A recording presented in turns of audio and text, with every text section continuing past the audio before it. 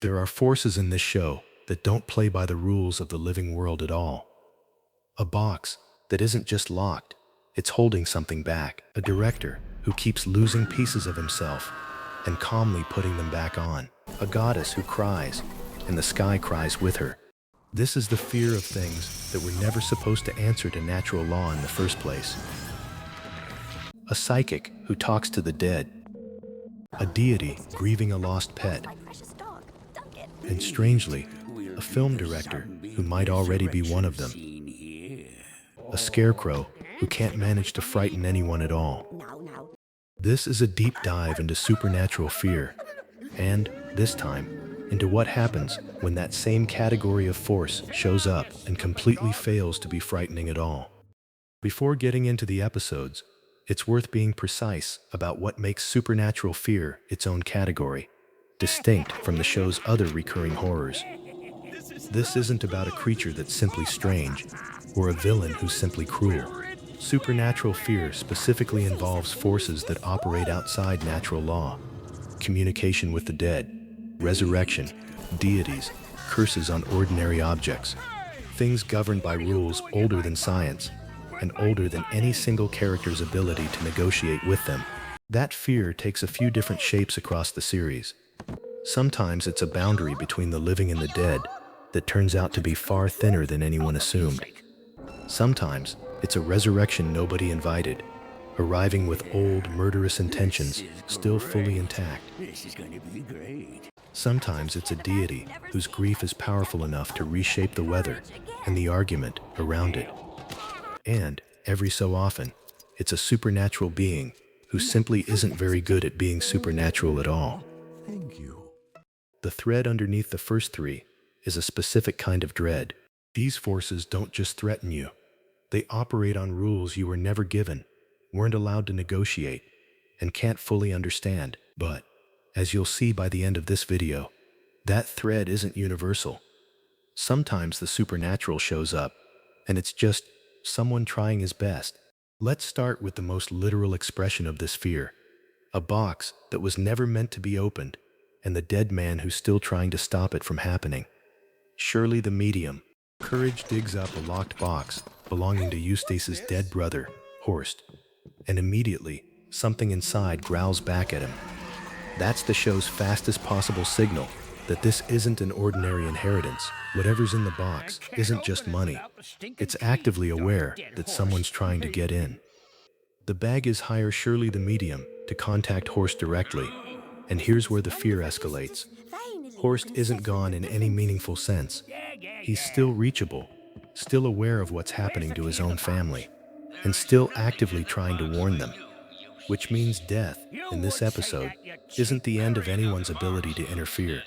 Eustace ignores every warning, both from his dead brother and from the medium standing right in front of him, and opens the box anyway. What comes out isn't subtle. Two enormous, monstrous hands, grabbing for Eustace and Muriel, and trying to physically pull them inside. This is supernatural fear at its most direct. A threat you were explicitly told about, that happens anyway because someone refused to listen. Shirley ultimately saves them by literally stomping the box shut, crushing the hands back inside, but the episode doesn't let the danger fully end there. Eustace, still chasing the money, gets pulled into the box himself, trapped in a pile of riches he can't spend, with the only key to his freedom sitting in Courage's possession the entire time. Now shift from something contained in a box to something that walks right up to the front door, shakes your hand, and calls itself a film director. Everyone wants to direct. Benton Tarantella arrives, claiming to be a famous filmmaker scouting locations, and Eustace, motivated entirely by the money on offer, agrees to let him film in the house without asking a single real question. Courage, meanwhile, notices something the humans don't. Tarantella's body parts keep falling off, and he calmly picks them up and pops them back into place, like it's routine maintenance. That detail alone should be the whole story. But the show goes further. Courage's research reveals Tarantella and a partner, Errol von Volkheim, were actually serial killers who posed as directors to lure victims, and that Volkheim is already dead, buried in the cemetery directly beneath the Beggy farmhouse. The movie was never a movie. It was a resurrection ritual, timed to the alignment of the planets, with Muriel and Eustace cast as the first victims. This is supernatural fear layered with deception. It isn't just that a dead man might rise again. It's that the living accomplice walked in the front door, smiling, and got an entire family to volunteer for their own resurrection ritual, without ever suspecting what the script actually said. It says that the zombies go back in the hole and the dog buries them. Courage saves the day the only way he can, not by fighting the zombies directly, but by literally rewriting their own script, tricking them into burying themselves. It's a clever ending, but it doesn't erase the unsettling core of the episode. Two dead men casually plotting murder over movie contracts, while the family they're targeting has no idea how close they came to being the next victims. Now shift again, from resurrection and deception to something that operates on an entirely different scale. A deity whose grief is powerful enough to reshape the sky itself. Stormy Weather. The storm goddess arrives crying, with an actual rain cloud following her wherever she goes, and immediately fixates on Courage, mistaking him for comfort in the shape of her lost dog, Duncan. That's a strange, specific kind of supernatural fear. Not malice, but grief powerful enough to override consent, treating Courage as a replacement without ever really asking him. When Muriel objects, the goddess's emotions escalate directly into the weather, destroying the house and blowing Eustace away entirely. This is a being whose internal state and the physical world are the same thing. There's no separation between how she feels and what happens to everyone standing nearby. Courage's search for Duncan leads him underground to something even stranger, the God Bone, a massive bone so tempting that dogs become permanently physically addicted to licking it, represented literally by a ring of skeletal dog remains who never manage to stop. Duncan is one of them, fused to the bone by compulsion rather than choice. Even after Courage frees Duncan and reunites him with the goddess, the episode doesn't fully let go of its unease. Courage himself keeps the God Bone, and the final shot is him happily licking the exact object that turned an entire ring of dogs into skeletons. The threat wasn't defeated so much as it was personally adopted. And now, the exception. Because not every supernatural being in this show is actually good at being supernatural. Scarecrow. After crashing into his remains on a shortcut through a cornfield, the Baggas bring a broken Scarecrow home, and Muriel repairs him. By every rule this video has covered so far, a living Scarecrow should be unsettling. Something built to look human, animated by forces it has no business having. Instead, he's the gentlest, most harmless character in this entire list. He tries, repeatedly, to be frightening. He fails, repeatedly. At one point, Courage's own scream is what accidentally scares something away. Not anything the Scarecrow does. He gets plucked at by crows. He compares himself, with real disappointment, to a family line of legitimately terrifying scarecrows. A father, a grandfather, even a great-great-aunt, all of whom apparently had what he doesn't. That's precisely why this episode belongs in a video about supernatural fear. It proves the category has a floor.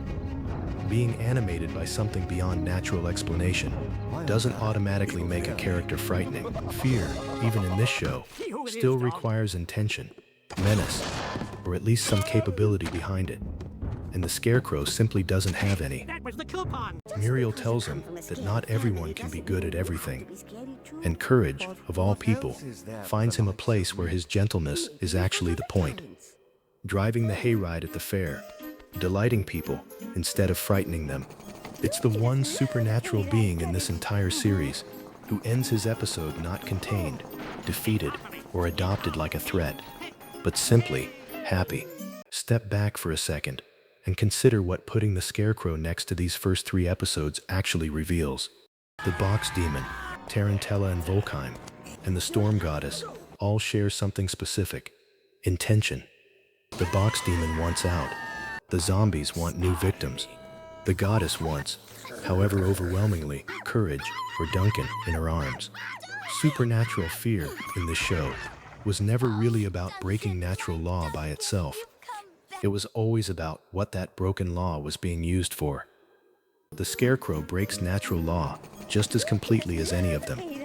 He's an animated, sentient, talking pile of straw. And yet nothing about him is frightening, because nothing about him wants to hurt anyone. Take away intention, and the supernatural stops being scary. It just becomes strange, and occasionally, like this episode, kind of sweet. Across these 4 episodes, the Vengeful Box and Shirley the Medium, the resurrected killers of Everyone Wants to Direct, the grieving deity of Stormy Weather, and the accidentally gentle exception of Scarecrow, Courage the Cowardly Dog quietly makes an argument most horror never bothers to make explicit. The supernatural isn't inherently frightening. It's a set of tools: resurrection, possession, grief given physical form, animation without a natural cause. And what makes any of it scary isn't the tool itself, it's whoever or whatever picks it up.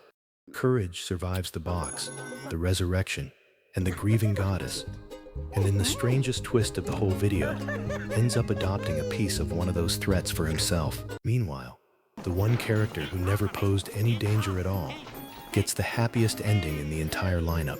Supernatural fear in this show was never really about what's possible. It was always about what something chooses to do with it.